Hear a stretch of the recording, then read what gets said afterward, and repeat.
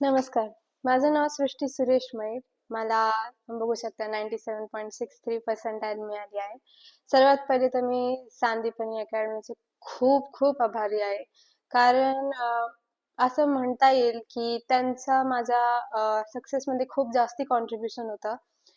इथले टीचर्सनी मला खूप जास्ती सपोर्ट केलं आणि कदाचित त्यांच्या गायडन्स शिवाय इथपर्यंत पोहोचणं पॉसिबलच नव्हतं.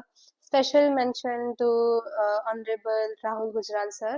म्हणजे ऍक्च्युली मी 11-12च्या आधी आज खूप वेगळे होते. म्हणजे I use to not study. मी बिलकुलच अभ्यास करत नव्हते. पण त्यांनी माझ्यामध्ये इतका विश्वास दाखवला आणि त्यांनी सांगितलं की तू करू शकतेस आणि त्यांनी मला इतकं गाईड केलं.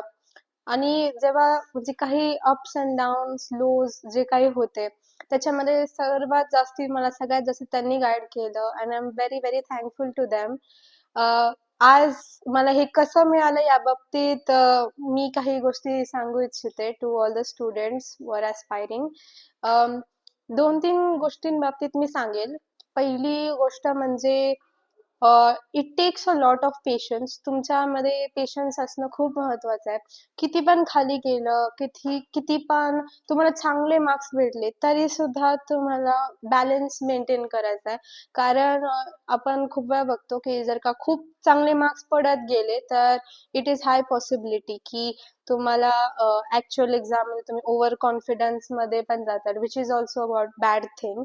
आणि तुम्ही जर का खूप अंडर कॉन्फिडेंट असताल आणि अंडर एस्टिमेट करत असो स्वतःला तरी सुद्धा ती गोष्ट खूप हानिकारक ठरू शकते तुमच्यासाठी. सो एवढं लक्षात ठेवा की तुम्ही जे काही तुम्हाला नॉर्मली मार्क्स किंवा मिळत असतील, खूप जण मॉक टेस्ट अटेम्प्ट करतात, that is not the final result.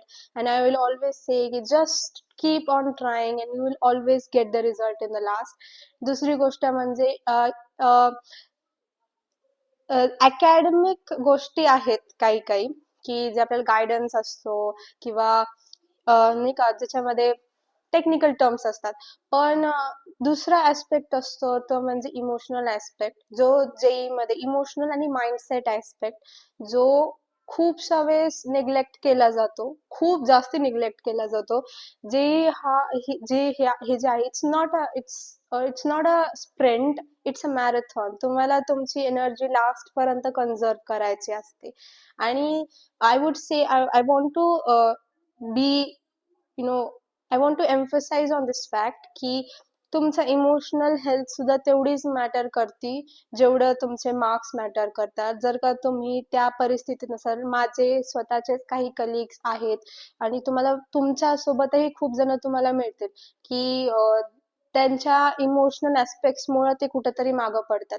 So always be sure that if something is bothering you, always contact people who can help you. तुम्ही मदत मागायला घाबरू नका.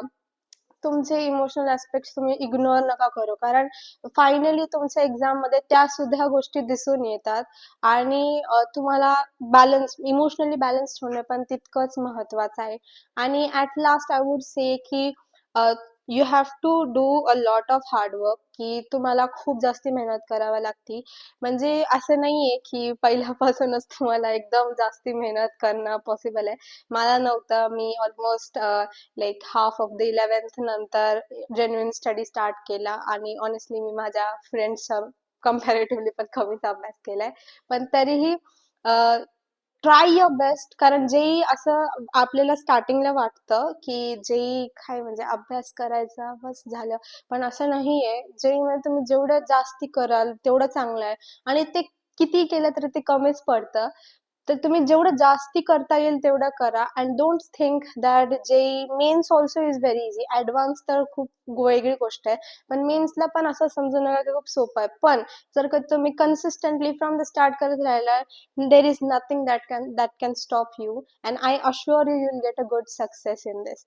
That are the only three things that I will say for all the students out there aspiring, and I wish them all the best. And thank you so much for your blessings and your well wishes. Thank you.